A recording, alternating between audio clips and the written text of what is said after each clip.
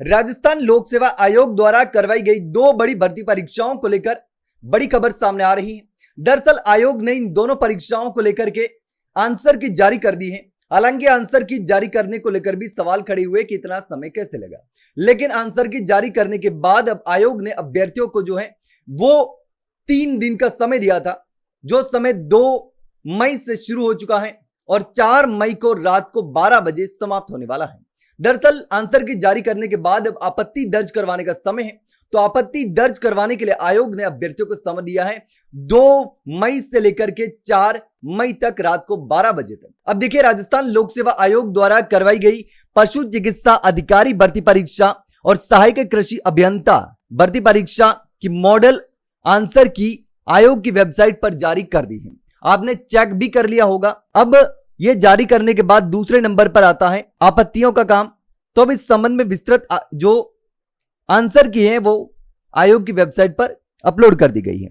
अब आयोग के मुख्य परीक्षा नियंत्रक जो आशुतोष गुप्ता है, उनका कहना है कि यदि किसी अभ्यर्थी को इस मॉडल उत्तर कुंजियों पर कोई भी आपत्ति हो, किसी को भी लगता है कि किसी सवाल में गलती है, किसी सवाल का जो आंसर है वो गलत है, या कोई सवाल गलत है, सिलेबस से बाहर आ गया, जो नहीं आना चाहिए था वो आ गया, किसी का उत्तर कोई और हो सकता था लेकिन आयोग ने दूसरा मान लिया है, तो ऐसे में कोई भी आपत्ति हो, कोई भी दिक्कत हो, तो वो आयोग से अब आपत्ति दर्ज करवा सकता है। आपत्ति जो है वो निर्धारित शुल्क के साथ शुल्क लगेगा और 2 से लेकर के 4 मई को रात 12 बजे तक ऑनलाइन दर्ज करवा सकते हैं। आपत्तियां आयोग की वेबसाइट पर उपलब्ध मॉडल प्रश्न पत्र के क्रम के अनुसार ही दर्ज होगी।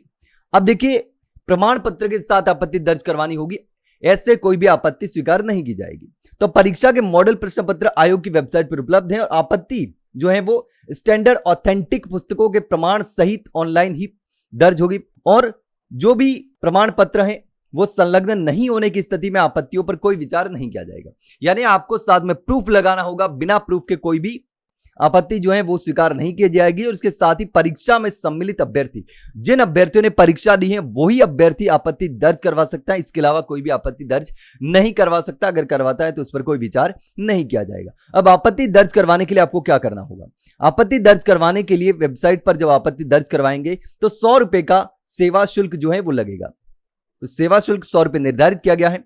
अभ्यर्थी एसएसओ पोर्टल पर लॉगिन कर रिक्रूटमेंट पोर्टल का चयन कर परीक्षा के लिए उपलब्ध लिंक यानी कि क्वेश्चन ऑब्जेक्शन पर क्लिक करके प्रश्नों पर आपत्ति दर्ज कराकर प्रति प्रश्न आपत्ति शुल्क 100 रुपए जमा करवाना होगा। तो अब देखिए, 100 रुपए जो जमा करवाना है वो शुल्क ई मित्र कियोस्क या फिर अभ्यर्थी स्वयं की रिक्रूटमेंट पोर्टल पर उपलब्ध पेमेंट गेटवे पर भुगतान कर सकता है। अब देखिए, इसके बाद जो है आपत्ति दर्ज करवाने के बाद पैसे वापस नहीं मिलने वाले हैं।